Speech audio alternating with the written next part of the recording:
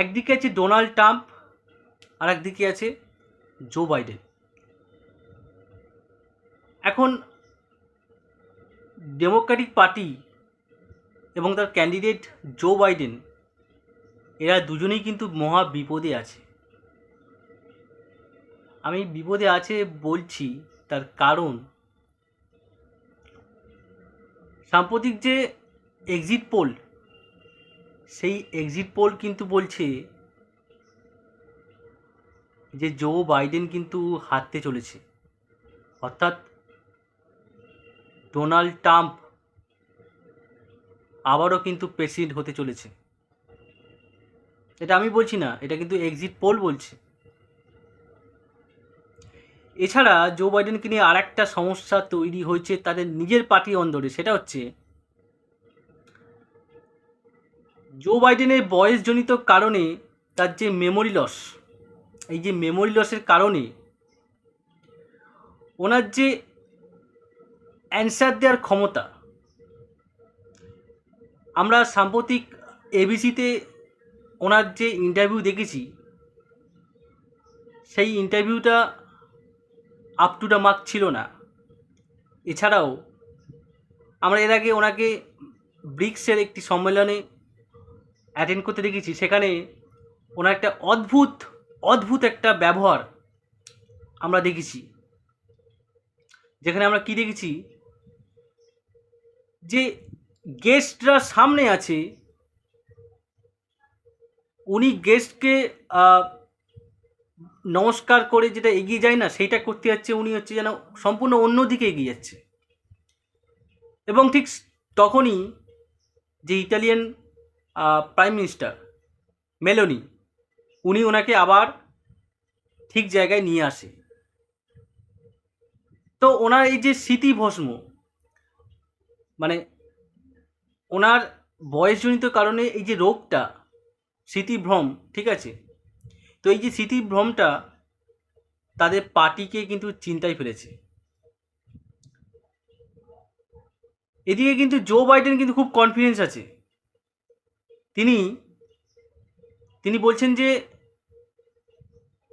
আমাকে কেউ হারাতে পারবে না, আমাকে একমাত্র অলমাইটি ছাড়া কেউ হারাতে পারবে না।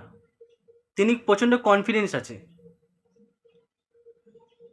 কিন্তু তাদের পার্টির অন্দরে এই সমস্ত ব্যাপার নিয়ে একটা প্রশ্ন উঠছে যে তারা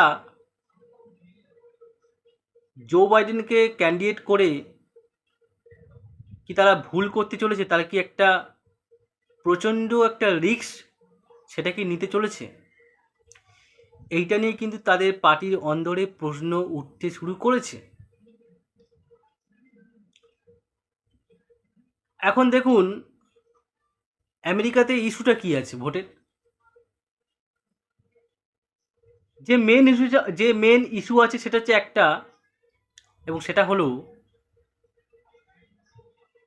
এই যে রাশিয়া ইউক্রেনের উপর হামলা করেছে, যার ফলে ইউক্রেন বলতে গেলে একদম অর্থনৈতিকভাবে তলানিতে। তো ইউক্রেনকে আমেরিকা প্রতিশ্রুতি দিয়েছিল যে আমরা তাকে সাহায্য করব, এবং এই প্রতিশ্রুতি মতোই জো বাইডেন কিন্তু একের পর এক সাহায্যের জন্য যে টাকা সেটা পাঠাতে থাকে এবং এখনও পাঠাচ্ছে। এবং এই ইস্যুটা কিন্তু রিপাবলিকান ক্যান্ডিডেট ডোনাল্ড ট্রাম্প, উনি কিন্তু একটা মহা ইস্যু করেছে। মহা ইস্যু কী করেছে? ডোনাল্ড ট্রাম্প যেটা বলছে, যেটা ওনার অভিযোগ, সেটা হচ্ছে যে এত টাকা পাঠানোর দরকার কি আছে, কি আছে? আমরা যে কাঁড়ি টাকা পাঠাচ্ছি সেটা তো জেলেন্সকি এবং তার পার্টির যে সমস্ত বড় বড় লিডার আছে, বড় বড় লিডার, তারা তো এই টাকাতে অ্যাশ করছে, আরাম করছে। সাধারণ মানুষ তো কিন্তু কোনো উপকৃত হচ্ছে না। এছাড়া আমরা আমেরিকানরা যে টাকাগুলো পাঠাচ্ছি সেটা কাদের টাকা? সেটা তো আমাদের দেশের মানুষের করের টাকা, ট্যাক্সের টাকা। কেন আমরা এটা বাইরে এত দেবো? এই প্রশ্নটা কিন্তু ডোনাল্ড ট্রাম্প করছে, এবং এইটা কিন্তু একটা যুক্তিযুক্ত কিন্তু প্রশ্ন বলতে পারেন, এবং ওখানকার মানে আমেরিকার সাধারণ মানুষের কাছে এই প্রশ্নটা কিন্তু প্রচণ্ড গ্রহণযোগ্য হয়ে উঠেছে। ওখানকার মানুষ ভাবছে হ্যাঁ ঠিকই তো, আমরা কেন এত এত এত টাকা কেন আমরা জলের মতন খরচা করছি, কেন খরচা করছি? হ্যাঁ আমরা একবার সাহায্য করেছি, দুবার সাহায্য করেছি, ব্যাস ঠিক আছে, এত টাকা এত পরিমাণ টাকা দিচ্ছি কেন করছি?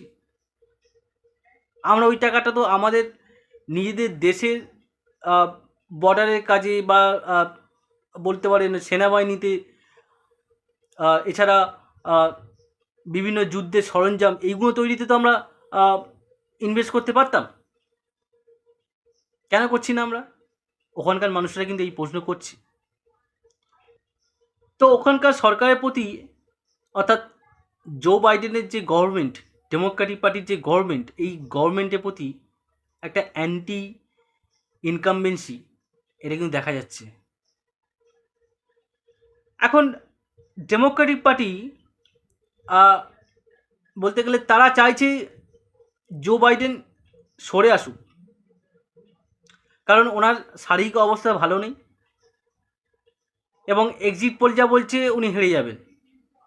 তো এই সমস্ত কারণেতে ওরা চাইছে যে একটা একটু হলেও ওনার থেকে কম বয়সী, অর্থাৎ জো বাইডেনের এখন বয়স 81, ওনার থেকে একটু হলেও মানে একটু কম বয়সী যদি, যে কিনা এখনও বলতে গেলে শরীর ফিট আছে, ঠিকঠাক কথা বলতে পারছে, নড়াচড়া করতে পারছে, ভালো মানে বলতে পারেন যে এক প্রকার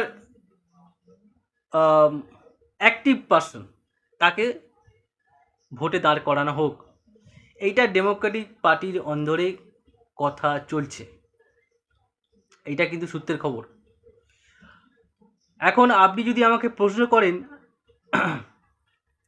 যে যদি জো বাইডেন ক্যান্ডিডেট না হয়, ডেমোক্রেটিক পার্টির পক্ষ থেকে যদি জো বাইডেনকে ক্যান্ডিডেট করা না হয়, তাহলে কে হবে? দেখুন এই মুহূর্তে সবথেকে দৌড়ে এগিয়ে রয়েছে সেটা হচ্ছে কমলা হ্যারিস, যিনি কিনা বর্তমানে ভাইস প্রেসিডেন্টও বটে। কিন্তু কমলা হ্যারিস এটা ঘোষণা করে দিয়েছে, উনি প্রেসের সামনে এটা বলেছে যে আমরা সবাই মিলে চেষ্টা করব যাতে জো বাইডেনকে আবারও প্রেসিডেন্ট করা যায়। এইটা কিন্তু কমলা হ্যারিস বলেছে, এবং ওনার এই বলার মধ্য দিয়ে উনি কিন্তু এই মেসেজটা দিয়ে রেখেছে যে আমরা কিন্তু জো বাইডেনের সঙ্গেই আছি, এবং অবশ্যই এটা পরিষ্কার হয়ে গেল যে উনি প্রেসিডেন্ট ক্যান্ডিডেট হতে চান না, বা উনি কোনো ইন্টারেস্টেড নয় এই মুহূর্তে, ঠিক আছে? তো যদি সব কিছু এরকমভাবে চলতে থাকে, যদি কোনো রকম চেঞ্জ না হয়, তাহলে নভেম্বরে যে ইলেকশনটা হতে চলেছে সেখানে কিন্তু একটা পালা বদল হবার ইঙ্গিত পাওয়া যাচ্ছে। ডোনাল্ড ট্রাম্প আবারও আসতে চলেছে।